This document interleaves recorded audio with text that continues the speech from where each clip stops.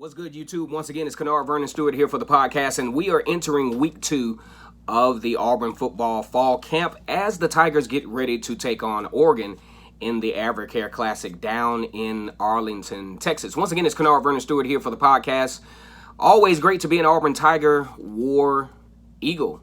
Now, one thing that we want to talk about, we've had this ongoing series about whether Auburn will have the best defensive line in the country. And I think that's a very, very loaded question. And we're going to look at that from a bunch of different angles as we progress until the AdvoCare Classic itself.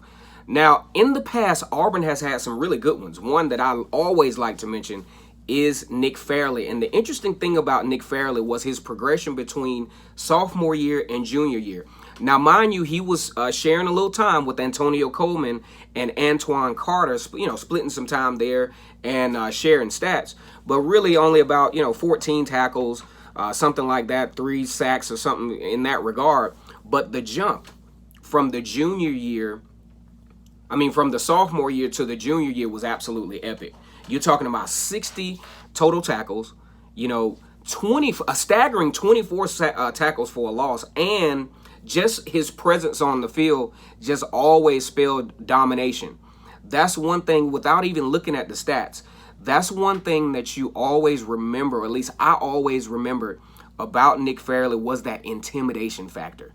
Can Derrick Brown, who has decided to come back for his senior year, can he give us that intimidation factor? Can he be a factor in the backfield with the tackles for losses? Because you talk about 11 tackles for loss last year, 4.5 sacks.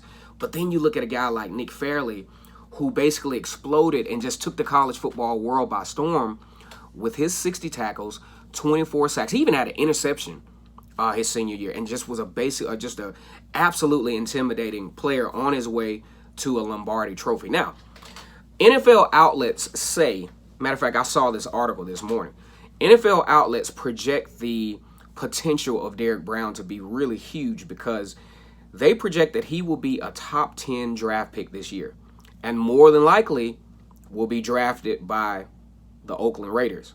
Okay, so let's look for that. Remember we said that here, that he's supposed to be a top 10 pick, and more than likely are supposed to be drafted by the Oakland Raiders. So that would be huge, especially you talk about recruiting and you're talking about being able to continue to bring those guys into Auburn because of the kind of future that can be, can be afforded to them as Auburn Tigers. As a matter of fact, this was a very successful draft year for Auburn. For one, unlikely, but Deshaun Davis was drafted, but probably from a perception standpoint, a home run draft pick from a perceptual standpoint for Auburn was Jarrett Stidham being drafted to the New England Patriots and could potentially be the heir after Tom Brady leaves. How awesome is that? At times on my channel, I haven't always been the best fan of Jarrett Stidham, but hey, I gotta lighten up on him a little bit because they did have some struggles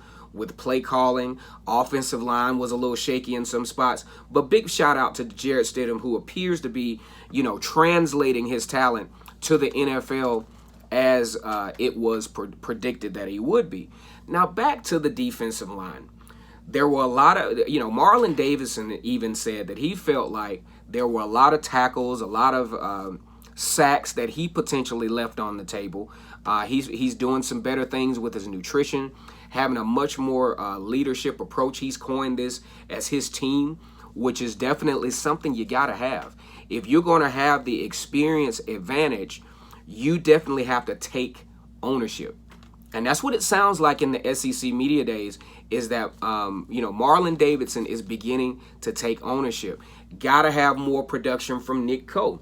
If we look at these stats, Nick Coe with only 26 tackles, but here's the thing that was so great about Nick Coe. He had 13.5 tackles for loss and 7 sacks. That is huge. But what if we can get a few more tackles, get a couple of more tackles for loss, and get a couple of more sacks? I'm telling you guys, this is a gain of inches. What if you can get that sack that Nick Fairley had in the 2010 game against Alabama that causes a fumble, that causes the whole trajectory of the game to change? And that's what happens when you up your level of play. You continue to make big plays, and then that epic moment that we all remember, those epic moments that gets you those awards like the Lombardi Trophy. You know, and there were a lot of good defensive linemen in the country that year. And Derrick Brown set himself, I mean, not Derrick Brown, but Nick Fairley set himself apart. Is Derrick Brown ready to take on that level of responsibility, that level of leadership? I think he can.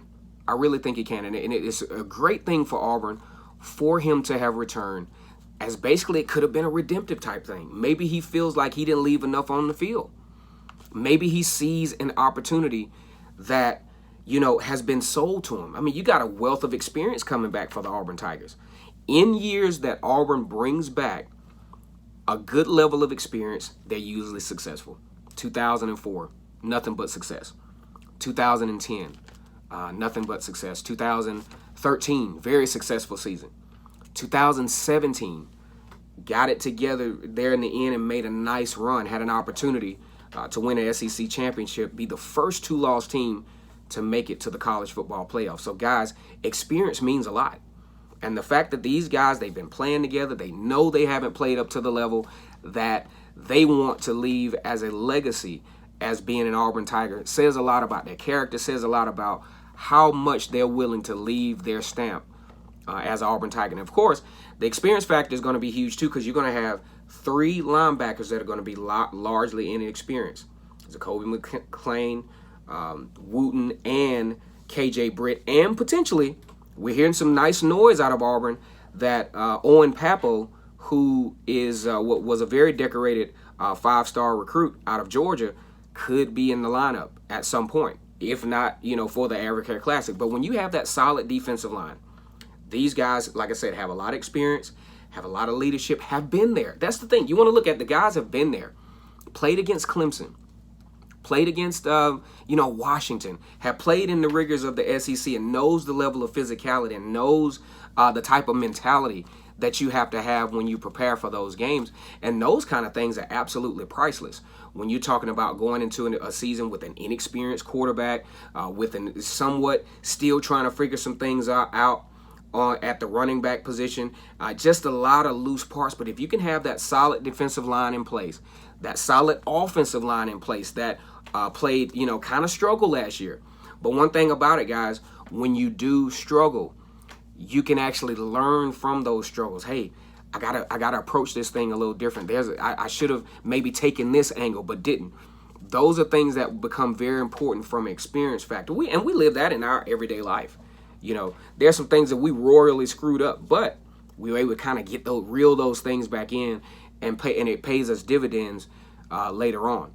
So we can't forget the experience factor of Auburn going into the 2019 season, which will be absolutely huge as to whether this will be indeed the best defensive line in the country. I think it can be, but they got to up the level of play and bring it all together. You can't take players off, and you can't deflate yourself just because you lose that game. Say, loosely, let's just say you do lose to Oregon. Is the whole season over? Hell no, it's not. You got a whole SEC stretch that you can redeem yourself. But you can't redeem yourself if you're sitting around feeling sorry for yourself. I think Auburn should beat Oregon. Oregon thinks they should beat Auburn. But either way, it's not a game that's going to dictate the total outcome of the season. Because you get through Kent State, Tulane, and then the SEC starts, and that's where you start your run as to whether you're going to be a champion or not. SEC West, SEC Conference, and then beyond. That's where that's going to be decided. But it would be nice from a momentum standpoint for Auburn to start out with the victory and then have two very winnable games before going to College Station would be the best case scenario for the Tigers. Let me know what you think about this video, guys. Once again, it's Kennard Vernon Stewart here for the podcast. As always, it's great to be an Auburn Tiger. Go ahead and subscribe, comment, and like or unlike the video. Starting to get some unlikes, hell yeah. But either way, hope to see you guys soon on the next video. Thank you for your support. War Eagle.